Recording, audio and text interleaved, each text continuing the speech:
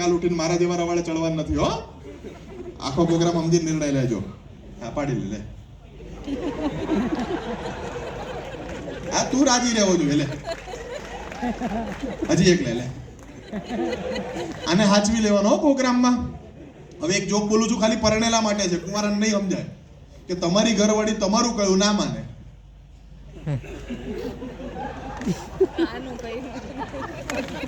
આ એમ કેતા હોય કે ભાભી સીધું જોજો કે ન જોયું, ભાભી પાલવ સરખો આ કર્યો. આપણે કહીએ સેજ સીધી આવડે છે. અને હાચવો પ્રોગ્રામમાં સમજો. તમે હોમવર્ક કરવાનું બંધ કર્યું સ્કૂલમાં એમ 2-3 દિવસ તો સાહેબે ચલાવ્યું કે કાલે લેતો આવજે. મેં કહું કાલે બી નહીં લાવું. સાહેબ કે મારીશ. મેં કહું આપણને કોઈ ના મારે. સાહેબ કે મંડે ભેગું લેતો આવજે. મેં કહું લાવીશ જ નહીં. આવું 4 દાડા શાંતિથી કીધું. 5મા દાડે બુધવારના દિવસે સાહેબ આયા હોમવર્ક. મેં કહું પાસ.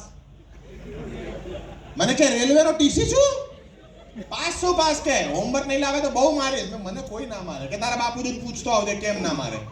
હું ઘરે ગયો, પપ્પાને પૂછ્યું.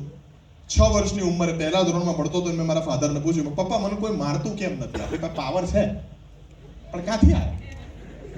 પપ્પાએ મને 6 વર્ષની ઉંમરે બેસાડીને સમજાવ્યો. મને કે બેટા તારી ઉંમર સાચી કહેવાય ખોટી મને ખબર નથી, પણ કહું તને હિમોફિલિયા નામની ખામી છે રક્તની, એટલા માટે તને મારીએ તો ઇન્જેક્શન